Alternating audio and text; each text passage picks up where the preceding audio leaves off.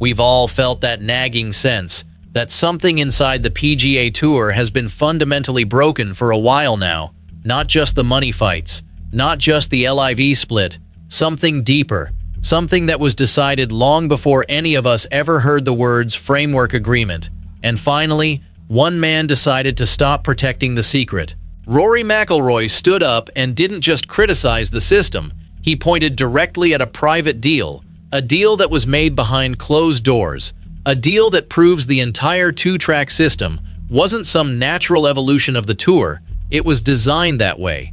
From the very first conversation, the details are far more calculated than anyone imagined, and the names involved will genuinely surprise you. Over the next few minutes, I'm going to walk you through exactly what Rory uncovered, the specific meeting, the quiet agreement between a handful of power players and tour executives that locked in a two-class structure before the public even knew a change was coming. You'll finally understand why certain tournaments suddenly became untouchable, why the gap between the elite and everyone else appeared almost overnight, and how the competitive fairness we all believed in was quietly traded away in a conference room. This changes everything. I've always believed the tour belonged to the players who earned their way in, not the ones who negotiated their spot in a boardroom. What Rory revealed only hardened that belief.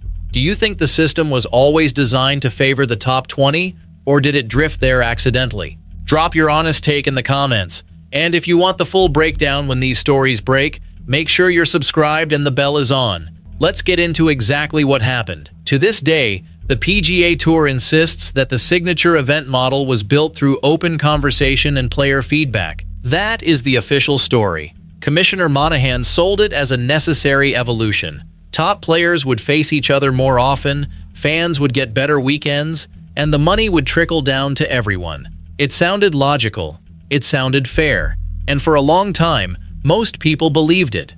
Rory McIlroy believed it. He defended it in press conferences, on social media, even in the locker room with guys who were losing their spots. He told them the system would reward performance. He told them that no one would be handed anything. He genuinely meant every word. But none of that was true, and the proof was sitting in a folder that Rory wasn't supposed to see.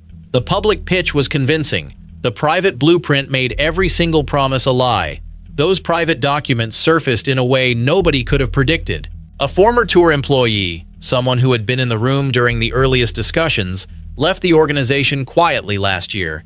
Before they walked out the door, they copied a single email thread. That thread contained attachments that were never meant to leave a very small circle. And earlier this year, that person handed everything to Rory McIlroy.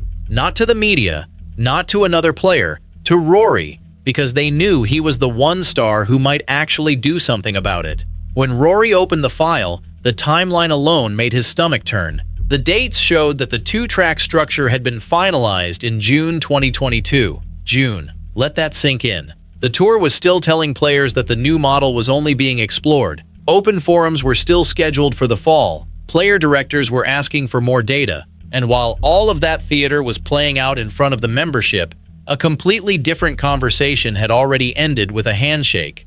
The meeting took place at a private club in Florida, far from PGA Tour headquarters. Only 4 people sat at the table. Jay Monahan was there. A senior television executive whose name you would recognize instantly was also in the room, and the other 2 chairs were filled by a single player and 1 agent. Not a player advisory council representative, not an elected board member. 1 player who carried enough star power to shape the entire direction of the tour. The details of that meeting are now impossible to ignore. The player argued that if the tour wanted to stop the flow of talent to live, it had to guarantee certain things. Guarantees that went far beyond bigger purses. He wanted a permanent exemption into every marquee event, regardless of his world ranking. He wanted the tour to promise that a specific set of tournaments would never lose their elevated status, no matter how the economics shifted. And he wanted those commitments locked in before any of it was presented to the full membership. The television executive nodded along. They needed the top names to sell the broadcast rights. If those names wanted lifetime access, they would get it. Monahan, facing an existential threat from LIV, agreed in principle that same afternoon.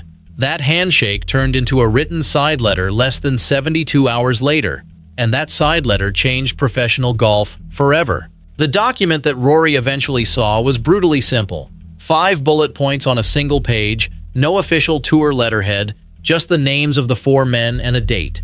The first point guaranteed that the world top 10 players, starting from that moment, would receive automatic entry into every designated event for the following 3 seasons, regardless of performance.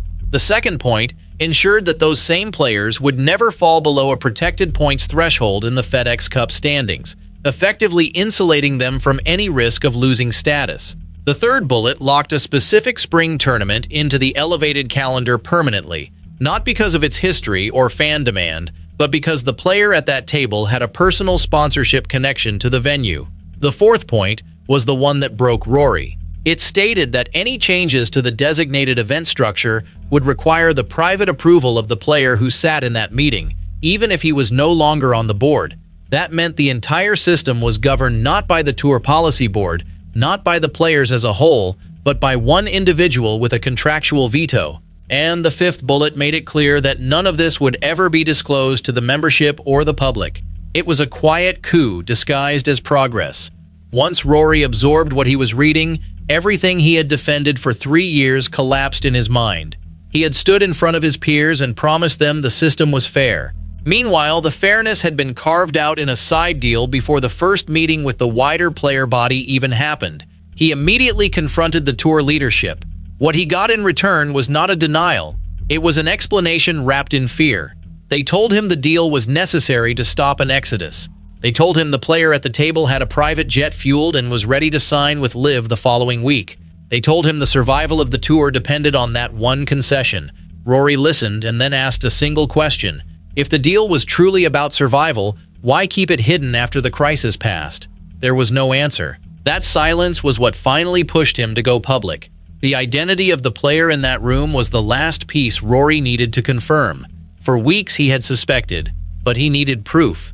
The email thread contained a reference to a specific caddy conversation, a throwaway line that only someone inside the inner circle would understand. When Rory read it, he knew instantly. It was a man he had stood next to in team rooms, a man he had called a friend, a man whose integrity he had defended on every stage.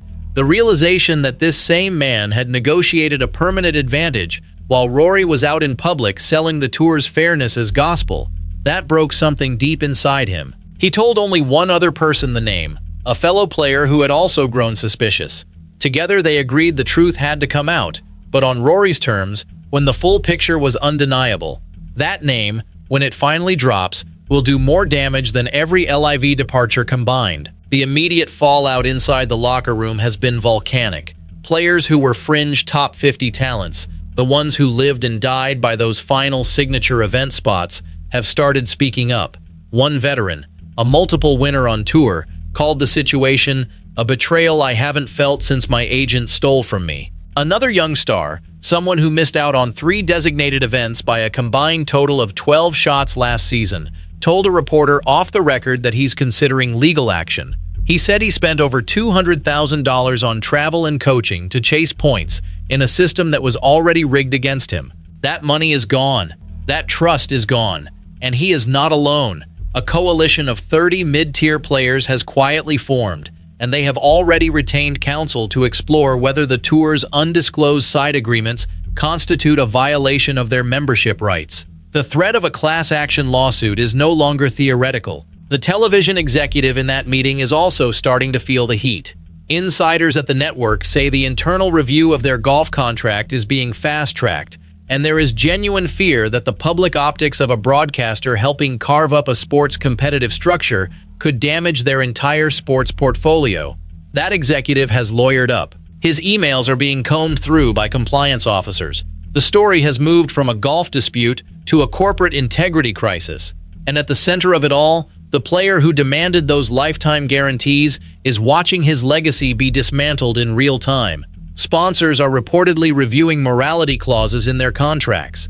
A major equipment manufacturer has postponed a new product launch that was supposed to feature his likeness. The silence from his camp is deafening. He has not issued a single statement. He has not called Rory. He has simply disappeared from the public eye, leaving everyone else to deal with the wreckage. You can run from the cameras. You cannot run from a paper trail. For the fans, this is the moment the curtain fully drops. Every argument you've had in clubhouses or on social media about whether the PGA Tour had become a closed shop now has an answer. It wasn't a slow drift. It wasn't an unintended consequence of the fight against LIV. It was a deliberate design, signed and sealed before most players even knew the terms were being set. The tournament you loved that got left off the elevated list. It wasn't omitted because of logistics. It was omitted because someone's business interests didn't align with it. The player you wondered why he never seemed to drop out of the top 10 despite poor form. He was being propped up by a guarantee you were never told about. And the commissioner who looked you in the eye and promised a transparent, player-driven process was sitting on a document that made all of that a lie. Rory McIlroy is not backing down. He has scheduled a press conference for later this week, and sources close to him say he intends to release redacted excerpts from the side letter. He will not name the player directly. Legal counsel has advised against it, but he will provide enough detail that anyone with a passing knowledge of the tour will connect the dots within seconds. He will also call for an independent investigation into all private agreements made between tour executives and individual players during the LIV crisis. The message is clear. No more backroom deals. No more private vetoes. No more protecting a handful of stars at the expense of the entire membership. The press conference is expected to be unlike anything we've seen from Rory before.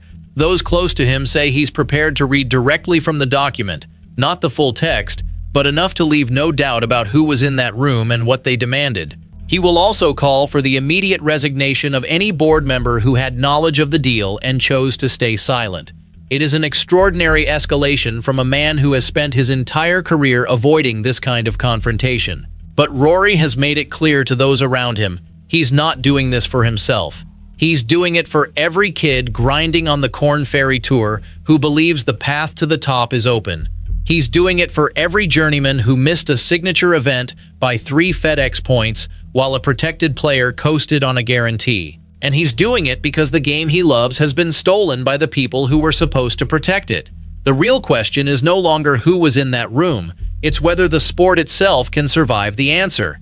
There is genuine fear now inside PGA Tour headquarters, not just about the lawsuit threats or sponsor exits. The deeper fear is that the fans, the ones who fill the grandstands and tune in on Sunday afternoons, will simply stop believing. Golf has always sold itself as a sport of honor, a sport where you call penalties on yourself, a sport where the scorecard doesn't care who you are. But if the scorecard was being written in a private meeting room before the tournament even started, then the entire foundation crumbles. The tour knows this, Rory knows this, and the player hiding behind his lawyers knows it most of all. He is about to learn that no amount of lifetime exemptions can protect a reputation once the truth catches up. I'll be breaking down every word of that press conference the moment it happens, so make sure you're subscribed and the bell is on. This story is moving fast, and you do not want to miss what comes next. But before I sign off, I want to hear from you. If you were in Rory's position, would you release the full document and name everyone involved, no matter the legal risk, or would you handle it differently? Tell me in the comments. This is the kind of moment that defines a sport. Let's see who steps up.